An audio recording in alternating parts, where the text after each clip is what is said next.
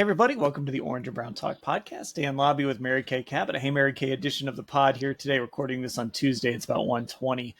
As we're recording this, Mary Kay, I hear some birds chirping. It's like we're still out at the golf course the other day. Yes, I have a couple bird feeders up here right by me that my kitties love to sit and watch. So lots of birds here at the Cabot Merman household. It's a good TV for the cats. A good way to keep them busy. These questions from our Football Insider subscribers today, and listen, why not? Let's start with the Shedeur Sanders question, the gift that keeps on giving here on the podcast. It's cleveland.com/Browns, the blue banner at the top of the page. If you want to become a subscriber, all the info can be found there. This comes from our buddy Mike Parker in Chester, Maryland. Hey, Mary Kay, if Shedeur Sanders exhibits the same skill set as he did in college, wouldn't he be perfect for Stefanski's offense? I would think that a quarterback with a high completion rate, a low percentage of turnovers would be a far better option than a quarterback that passes for 300 yards a game but turns the ball over at an alarming rate. Well, that all sounds good. And yes, if it worked just like that, then of course he would be a perfect fit for this scheme and this offense and this team this season. But there are certain things that Shedeur Sanders has to learn before he's going to be ready to step into a pro football game. And the first thing that he needs to figure out is how to not continually drift backwards and often into trouble when he doesn't see the right thing open at the right time. And he took way too many sacks and negative plays in his last two seasons at Colorado. 94 sacks. That was an FBS high. It's way too many sacks. In addition to it hurting your football team, because as they found out from a little lesson from Peyton Manning, when you take a sack in a drive, I think you've got maybe about a 7% chance of scoring a touchdown on that drive. So he's got to get this figured out. And that's one of the things that they are working on him now, just recognition and reading things and operating more quickly and getting the ball out faster. So these are all things that he's going to have to work on. And if he can get that down, then he might be more ready to take on some of the other challenges. Yeah, and I think, look, let's obviously had a very high completion percentage last year. There's all context around this. He also did throw 10 interceptions last year. Now, he only threw 3 the year before that. And I know that some of the Shedeur fans get mad if you point out the 10 interceptions, but there were some bad ones. There were some questionable throws there that he made in those 10 interceptions. Were they all his fault? No, but there were a number that were certainly his fault. So it's not like he was turnover free or playing turnover free football last year. How much of like both of those things, some of that you could point to, maybe he was just trying to do too much. They didn't have a run game. The protection was not great. And maybe it was a situation, I'm not comparing him to this player, but Patrick Mahomes at Texas Tech sometimes could be a little bit reckless. But a lot of that is because he knew that they had to score 60 points to have a chance to win a football game. So is there some of that with Shedeur at Colorado? Some of those bad habits were just a result of I don't have a running game. I don't have protection. I've got to put this thing on my back and sometimes trying to do a little bit too much. If he is a little bit more comfortable and knows he has a good defense on the other side and has a good run game, do some of those bad habits go away? Well, that's what the Browns are counting on. That's what they're hoping that he's going to be able to do. And those are some of the things that they will work with him on over the next few months. Now, last week, we didn't see him in any of those 11 on 11. So we just haven't really necessarily seen, except for a little bit in rookie camp, we haven't seen a situation where he has to deal with some pressure and figure out what he's going to do about it. But those situations will come. In fact, he will get some of those 11 on 11 reps. We're taping this on Tuesday. When we're out there for OTAs on Wednesday, he will get some of those 11 on 11 reps. Then the real rush, of course, won't come until he's in a regular season football game. We don't even know if that will happen this year or not, but certainly in some of the joint practices against the Philadelphia Eagles, who have an excellent defensive line and defensive front, That will help a lot in terms of him figuring out what he can get away with and how quickly he needs to get rid of the football. And then in the preseason games, he and Dylan Gabriel are going to get plenty of playing time in the preseason games. There's no question about that. They will have a lot of reps. They will get to feel the heat of that real rush from the Eagles. It might not be the first team Eagles defense, but still, they're pretty deep on that football team. The Panthers, the Rams. So these are some things that he will be finding out as time goes along. And how he handles that will go a long way towards the Browns determining where he stands on the roster at the beginning of the season. And then I think too, part of so the other part of this was, would you rather have a quarterback, who maybe fits a little better, takes better care of the ball, or a guy who can throw for 300 yards a game but turn it over a bunch? And the implication there is Joe Flacco, right? And we saw that with Jameis Winston last year. The turnovers by Jameis just got to be a little too much for this team. I think part of it too might have been like, hey, we're out of the playoffs. Let's go ahead and start Dorian Thompson-Robinson, and if we lose a few games because of it, that's all right. But that's a discussion for another day. I do think there's something to be said about the turnovers that Joe Flacco will have, but also we know that in this scheme and in this offense, Flacco can thrive. He really can. He has already demonstrated that he has a mastery of this kind of a scheme, this kind of an offense, and he really took to it very, very quickly in 2023. So we know he can do that. The thing, of course, as you mentioned, that he is going to have to cut down on is the interceptions. Now, a lot of times over the past couple of years, in particular last year, many of those interceptions were thrown when Jameis was trying to find the smaller Elijah Moore in traffic in the red zone or downfield. And that's just really a tall order, no pun intended, to try to find a smaller receiver like that in traffic where the other guys can just climb up over the top of him and snatch that ball out of the air. So that's one way that they have to be able to cut down on those interceptions. When you take those big shots downfield, you have to make sure that the receiver in question is going to win his one-on-one matchups. And that's something that Jerry Jeudy has acknowledged that he still has to work on a little bit, is winning the contested ball. So that's something that he needs to work on for the rest of this spring and summer. And then the quarterbacks have to make sure that they're making smart decisions downfield and that they're not putting that football in harm's way. I also think too, and our guy Lance Reisland gets mad at me for this sometimes. I think sometimes interceptions are okay. And Kevin Stefanski would probably get mad at me for saying that too, because I just think what you don't want is a guy that just dinks and dunks all the time and is just afraid to take shots. And I think with Flacco and I think with Shedeur, I don't think either of those guys are afraid to take shots. And sometimes if you're aggressive, that is going to result in some turnovers. So I don't know, if you're looking for those explosives, maybe you do have to live not with like 15 or 20 interceptions, but you are going to have to live with some turnovers, because if you're going to be aggressive, sometimes the defense is just going to make a play. But I also just don't want a guy who's just taking the checkdowns all game, and you're just over and over again trying to put together these long drives, which just is really difficult to do consistently in the NFL. Right. They're going to have to find the sweet spot there between taking some of those shots downfield and also not throwing the interceptions. And maybe that's where Kenny Pickett comes in. I think that they believe that Kenny is capable of deeper passes and more explosive plays than he's been able to show so far.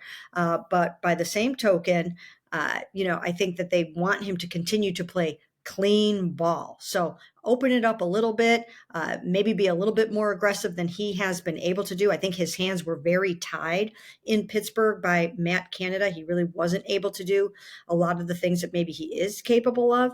And so it's going to be a learning experience for Kenny and for the Browns to try to determine when can he air it out a little bit? When can he be aggressive? When can he take some chances to David Njoku and Jerry Jeudy and said, and Harold Fannin. So these will be things that we will be watching throughout the preseason, but certainly the Browns are going to need to cut down on their league high 23 interceptions from last year. But here's another stat that I used in a column the other day when I wrote about the fact that it's going to be a tall order for Kenny to have to beat out Joe Flacco. I analyzed it all and looked at it all and put everything into the hopper. And there are some things there that give me just a little bit of pause about what he's going to have to overcome and what he's going to have to do. And probably through no fault or little fault of his own, Kenny Pickett only has 13 touchdown passes in his 2 seasons in Pittsburgh, 7 one year and 6 another year. In his final 7 games in Pittsburgh, he threw 1 touchdown pass. Now, again, there were a lot of extenuating circumstances. He had 2 very mercurial receivers in George Pickens, Deontay Johnson, who's now with the Cleveland Browns. And it was kind of erratic at times. And also, as we mentioned, Matt Canada, he was embattled. It was not a good situation there. And he ultimately got fired in Kenny Pickett's second season, 10 games into his second season. But when you look at that profile of touchdowns and you see only 13 touchdown passes in 2 seasons, that's not going to cut it. That's not enough. They were way down the bottom of the barrel in terms of points scored, in terms of passing yards, and all those things when Matt Canada got fired in 2023. Now, hold that number in your mind. 13 touchdown passes in 24 starts for Kenny Pickett. Guess how many touchdown passes Joe Flacco had in his 5 starts for the Cleveland Browns in 2023? I'm going to guess 13. 13. Ding, ding, ding, ding, You ding. put that one on a T for me. 13 touchdown passes for Joe Flacco in those 5 starts. And in 3 of those 5 games, he had 3 touchdown passes in each of those 3 games. So that is the kind of production the Browns are really going to need if they're going to keep pace with the Lamar Jacksons and the Joe Burrows and the Josh Allens and all the formidable quarterbacks that they are going to be playing this season. So I think a large part of the quarterback competition, in my mind, is going to come down to, or should come down to, who can you light it up with and who can you get into the end zone to score the football. So it's interesting. So the way I look at it is like if this were up to me, and a lot of this is just based on preconceived notions, like coming into before OTAs, before mini camp, because we haven't seen these guys very much. We've seen 1 OTA practice. We've seen 2 rookie mini camp practices. We're going to get a chance to see another one tomorrow or on Wednesday, and then we're going to get to see 3 mini camp practices next week. So, a week and a half from now, we'll have a slightly better grasp of kind of where these guys are and where things stand. But just based on my preconceived notions, if it were up to me, I would almost prefer start the season with Joe Flacco, and whenever it's time, hand things over and see what you've got in Shedeur Sanders. And all of this is kind of framed with this idea of you've got these 2 first-round picks next year. So I tend to lean towards your quarterback of the future probably isn't on this roster, but the biggest upside to what you were just saying to me is Joe Flacco.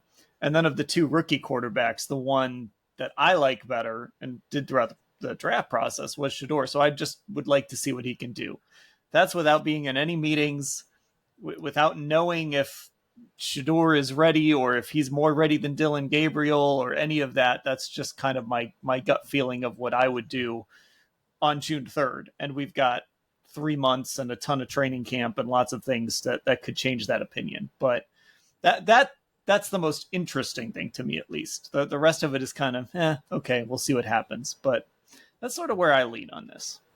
Well, a couple of things come to mind as you were talking there. The first thing that I was thinking of is the fact that when you're talking about Kenny Pickett, he said the other day in an interview at the first OTAs that it takes a couple of years to really get comfortable in a scheme. So he's learning terminology. He's learning the scheme that he acknowledges it's going to take a while for him to get comfortable in. And then you also have to learn the terminology.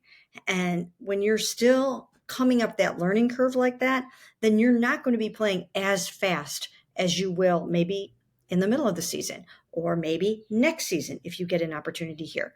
So that really stood out in my mind, thinking that he's really, really learning this, whereas Joe, for the most part, has it mastered, except for the fact that the two strikes against him are that he's 40 years old. We don't know if his skills have diminished since he was here last, and also the fact that he does throw too many interceptions. So it's going to be interesting to see how that weighs out. But then the other thing that jumped out at me that you said was, as you were going through what you would do, you jumped right over to Shedeur instead of Dylan, and you explained yourself there, and that was good, because I was wondering why you may have done that. But I don't see it going that way, just because I really do believe that right now, just based on how they heavily pursued Dylan and went right after him in that third round, and the way that they enabled Shador to be passed over by themselves 6 different times, and that they waited until the 5th round and then decided to seize the moment. And the way he has started out as the 4th string quarterback, I just don't think right at the moment that he is ahead of Dylan. I think they see some things in Dylan that they really like. Now, maybe that's all going to change by the time we get out of training camp and we head into the season. Maybe everything will be different. Each of the quarterbacks has their own thing, or his own thing, that he really, really needs to work on this camp. Some more than others. Some of these guys have 2 or 3 things that they really have to fix and work on. But I think that at this moment, I still think that Dylan would be ahead in that race. And if they do decide to turn it over to a young guy, I think it would be their 3rd round pick as opposed to their 5th round pick. Yeah, that is true. That's again, that was how Yeah. I see it on June 3rd. Yeah. I think, I mean, you are absolutely right. I think the Browns see it differently. I don't think the Browns see it differently. It just goes back to what we've been talking about.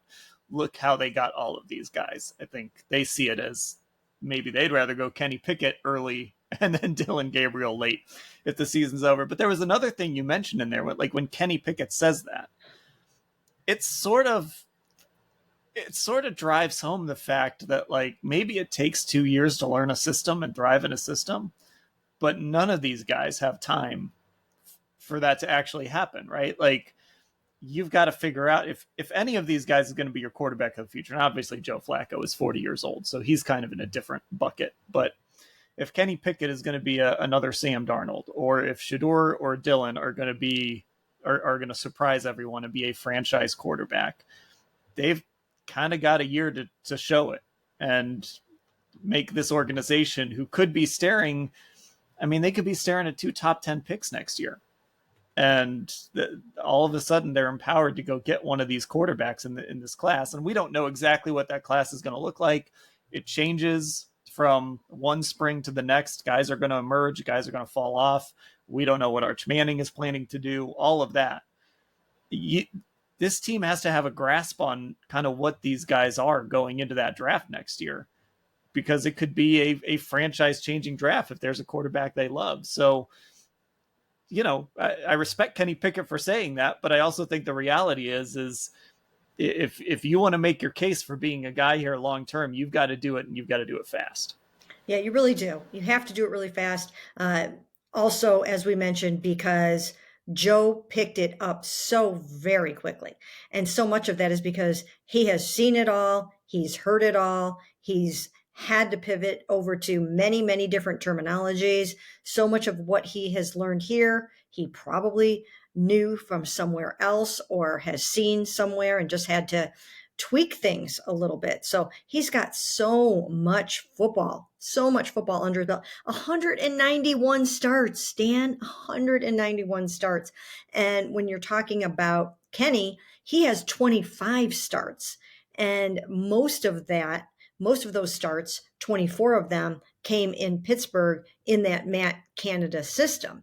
So it's not like he's got this enormous football encyclopedia. Now, I think it was really good for him that he went to Philadelphia and that he played for a Super Bowl winning team. He learned from Jalen Hurts. He got coached up by Kellen Moore, who parlayed his one season as offensive coordinator of the Eagles into the head coaching job of the Saints. He's amazing at what he does. I often wonder what would have happened. How would the course of the Cleveland Browns have changed if he would have taken the Browns OC job? I mean, it would have been night and day, I think, from what went on here. So, very interesting to see how that will all go. But you're right. Kenny has got to accelerate that learning curve as much as possible if he hopes to be on the field on opening day. And I know that the Browns are kind of secretly hoping that he can make that happen. I think in a perfect world, they probably don't want to start a rookie right away. Now, had they drafted Cam Ward,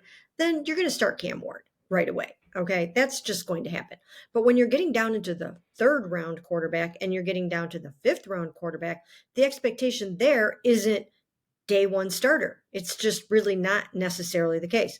So I do think that they're hoping that Kenny Pickett can go out there and do the things that they believe that he can do in this scheme. This is a quarterback friendly scheme that they're returning to.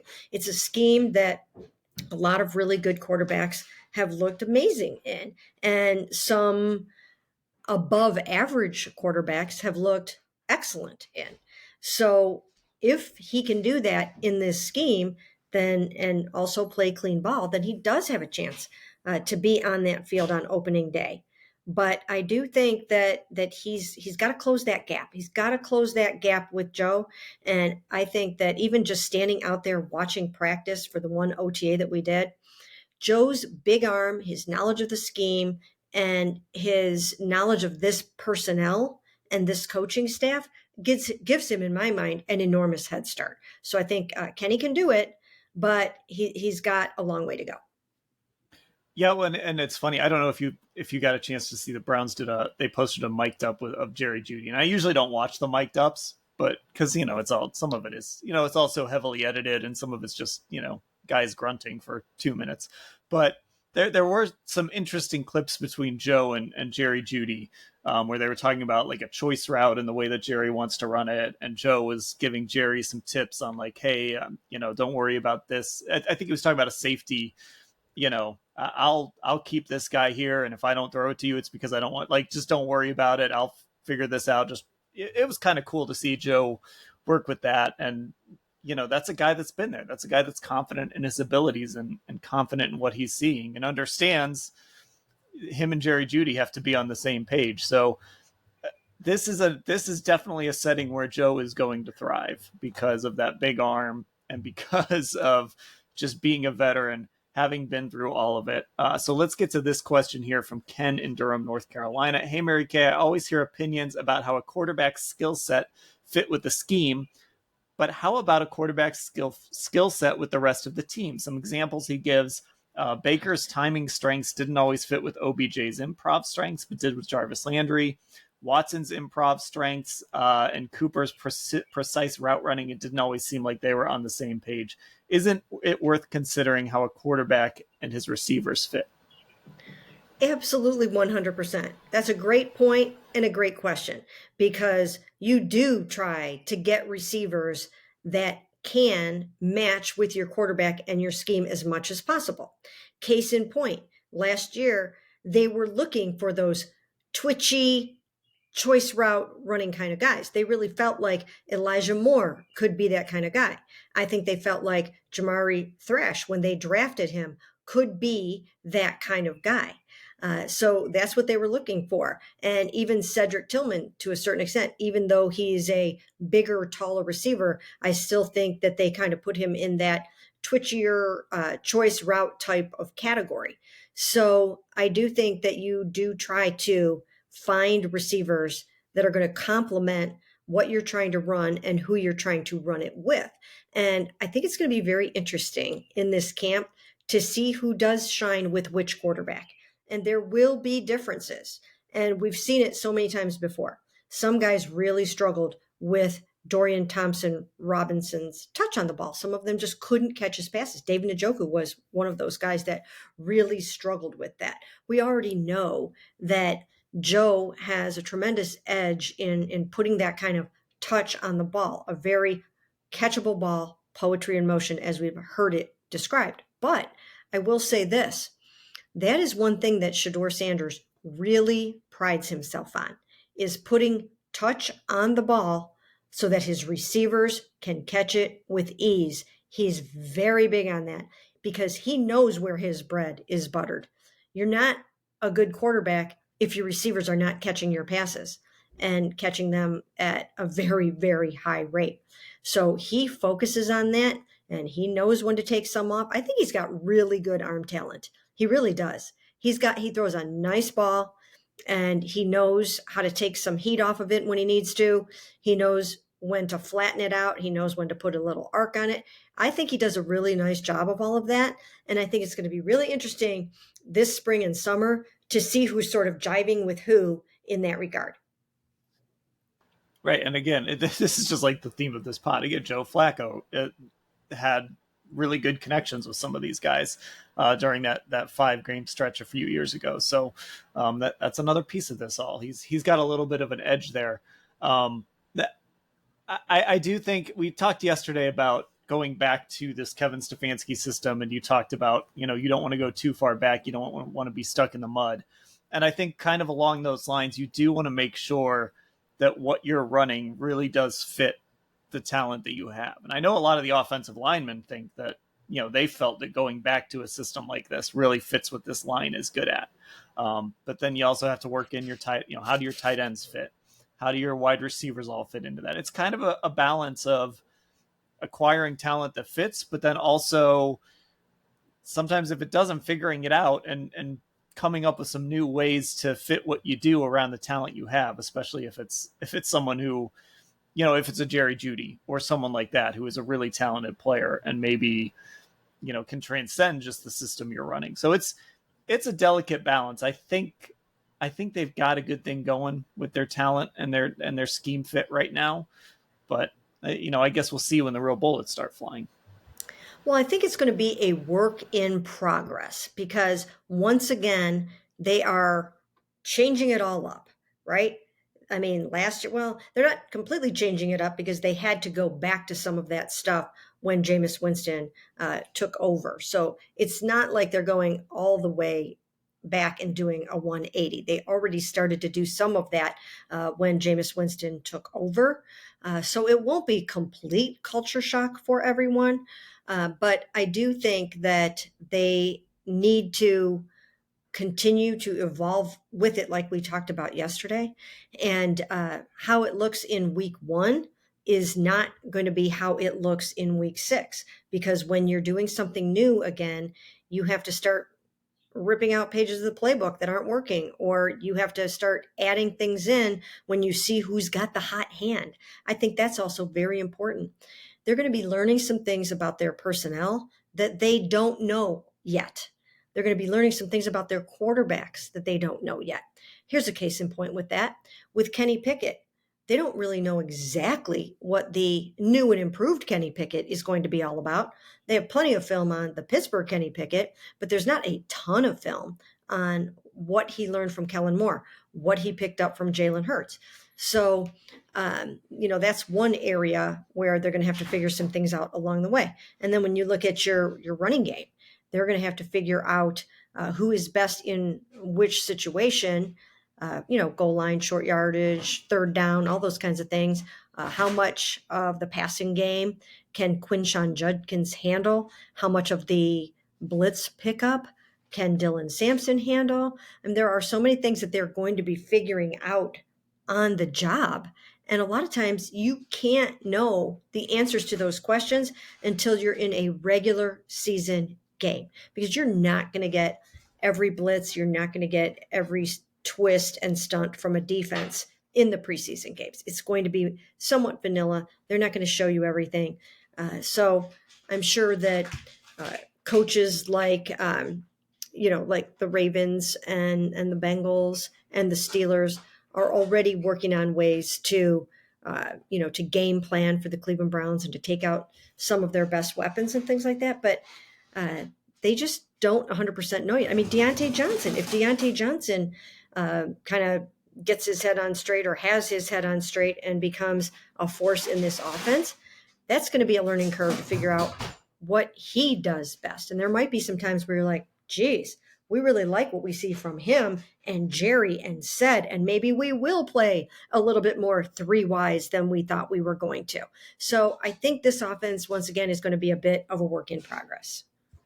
Okay, you mentioned receivers, so let's go ahead and get to this question. We'll wrap it up with this one from Dan in Moreland Hills. Hey, Mary Kay, if this is basically the final group that will become the roster, what position group is most vulnerable to a key player injury, and which is the safest? I think wide receiver, but maybe I'm missing something under the radar.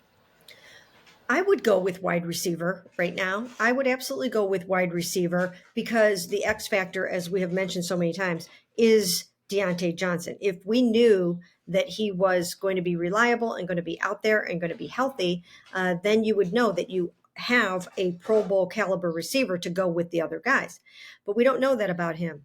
And so if something happened to Jerry Jeudy, then I think you might be leaving yourself a little thin or a little short at the position. So I would still be keeping my eyes peeled for whatever opportunities are out there. And then also at the same time, hoping that Deontay Johnson not showing up for OTAs last week, that he had some kind of a good reason for it, and that all will be well with him moving forward. Yeah, that's the group I keep coming back to, and obviously our texter points it out too. That feels like the obvious one because it's just so there's still so many unknowns in that group. Even if said Tillman, like we don't even know as good as he was for those 3-4 weeks before the concussions, maybe it was 5 weeks. We still just don't know. Like we don't know if he can do it, for a season, and we don't know how he's, what adjustments teams are going to make to him, and then you're getting Jamari Thrash taking first team reps. DeAndre Carter's a guy they signed kind of under the radar. How are they going to utilize him? I know they like him as a returner, but how are they going to use him in the receiving core? And of course, Deontay Johnson is the great unknown in all of this. So I think receiver has to be the answer here. I will say one sneaky one, just because, we talk so much about this Kevin Stefanski offense, is tight end, even though David Njoku, we know what he can do when he's right. And Harold Fannin seems like he was a really good pick. But if David struggles with injuries again, and now Harold Fannin is kind of forced in to be the tight end one, maybe if it takes him a little time to kind of get where he needs to be, that group gets a little thin quickly if you're running a lot of heavier personnel. So there's a lot of weight being put on those two guys, that if one of them were to get hurt, or if David were to have a season like he did last year where he hurt that ankle early and just could never get right, that position could feel a little thin. Right. And David, in addition to the ankle injury that cost him 3 games in the beginning of the season, he finished the season on injured reserve with a knee injury too. So, and that may have come from trying to play on this high ankle sprain. So we don't really know about that. But once you start to get up into these later years of your career, and remember now, David's been around since 2017, even though he's still a very young player, there is a lot of wear and tear on the body. So now he's getting up into those years, and you do start to have little things that pop up here and there. So that is another area where you hope some of the young guys can step it up. And they do have some other young tight ends on this roster. And those guys are going to have to grow up in a hurry if there are any injuries. And then even, the O-line is in a good spot. But again, that's an area where there's a lot of young guys that are a little unproven, where they've drafted some guys, but we just haven't seen them. Luke Whippler got hurt in training in preseason last year. Zinter struggled a little bit last year, but that's okay. We'll see what he looks like in year 2. But that's another area where they're kind of counting on a lot of young guys if some of these older linemen start to get hurt. But they did add a guy like a Cornelius Lucas, a tackle, the guy from the Bears that they signed. Those are 2 good additions. So they'd probably be okay there.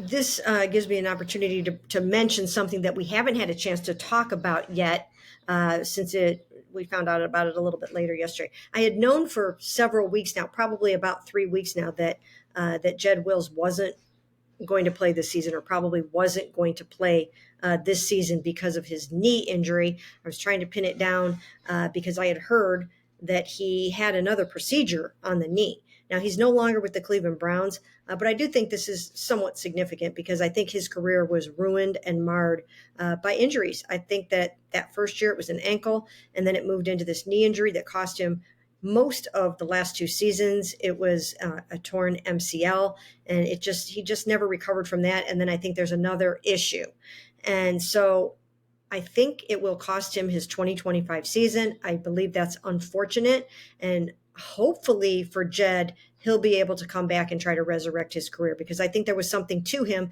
if he could have stayed healthy. He's a talent. I mean, he's a talented player. It obviously didn't work for him here, but he's a talented player. And then last year, it just sort of last year, Joel Bitonio used the phrase snowball when he was asked about the season last year. That's sort of how things went with Jed Wills too. It just sort of snowballed. Like, it started bad, and just the injuries, the business decision comment, all of that, it all just kind of snowballed, and he became one of the targets of the team went 3-14. People were angry, and he was certainly one of the guys that got targeted. Part of that is because he didn't live up to being the number 10 overall pick, but also there was just a lot of anger towards this team. He made some bad choices in how he phrased that one day when he said business decision. And so hopefully, look, Jed, like I said, talented guy. It just never worked out here.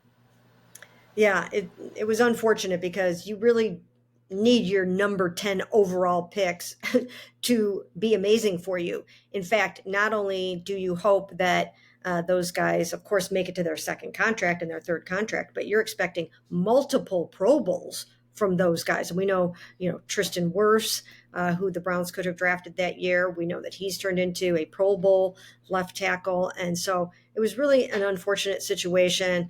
And it would have been interesting to see what he could have done had he stayed healthy. Okay, that'll do it for a Hey Mary Kay edition of the Orange and Brown Talk podcast. Those questions from our Football Insider subscribers, Cleveland Browns, cleveland.com/Browns, the blue banner at the top of the page. Cleveland Browns on cleveland.com is our YouTube channel. Our Instagram is Orange and Brown Talk. Our Twitter is Orange Brown Talk. Mary Kay, I'll talk to you later. Sounds great.